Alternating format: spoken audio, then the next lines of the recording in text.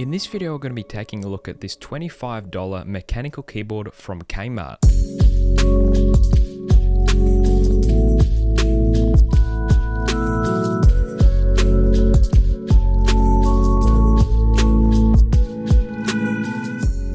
So Kmart has a pretty good offering when it comes to budget gaming gear.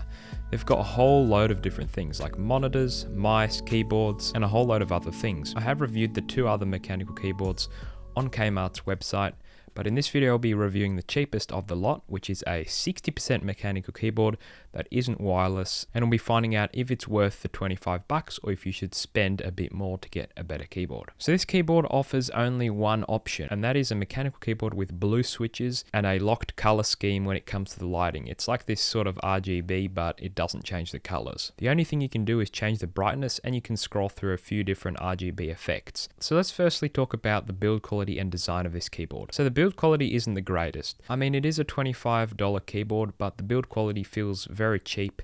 Like when you lift this thing up, it feels like basically nothing, and you can flex the keyboard quite easily as well.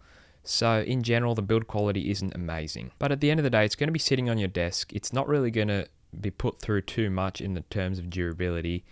And so the main thing is, how's the design of this keyboard? Well, the design is decent. I've seen this sort of design on a lot of other keyboards that are really cheap. It's not the best design. It's very basic. It's just literally a slab and then keys on top. That's all it is. There's not much to it. So let's now move on to the typing experience with this keyboard. As you know, it's got blue switches, which I really don't like. They have a terrible sound in my opinion, and I will be doing a sound test in a sec. But just typing on this keyboard, it's alright if you get past the clicky sound. It's a decent keyboard to type on. Like, it's a 60% layout, so you don't have all the buttons, of course, but it's good to type on, and since it's a 60% layout, it's nice and basic, and everything is right at your fingertips. The keycaps on this keyboard are decent. Their legend is pretty basic. It's the same legend that all of the Kmart keyboards have. They don't look great, but keycaps are very easy to change, and it's a good idea to change these to make the keyboard look a lot better. So let's talk about the sound of this keyboard. I'll now play a sound clip of what this keyboard sounds like, and then we'll talk about it after.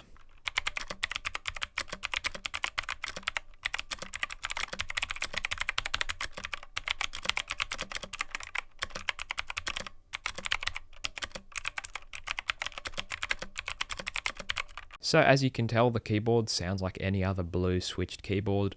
I know some people do like the sound of blue switches. So this keyboard in terms of sound isn't really my sort of thing. I don't like blue switches.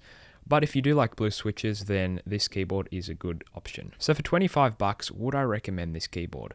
Well, it's a pretty good keyboard for $25, and when you buy something from Kmart, you can always return it if you don't like it. So I'd say this keyboard is a pretty good value for money, and it's definitely worth checking out if you're into blue switches. But if you're not into blue switches, there is a workaround you can do, which I will be making a video on next. And in that video, I'm going to be upgrading the keyboard completely. But if you do have an extra $25, I would look into the Fantech MaxFit 61 keyboard. That's the keyboard that I use every day, and it's a phenomenal keyboard for 50 Australian dollars.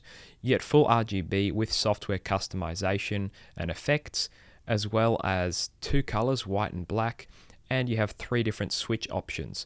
It's also hot swappable, so you can completely change your switches later down the line. Either way, this keyboard from Kmart is pretty decent for 25 Australian dollars.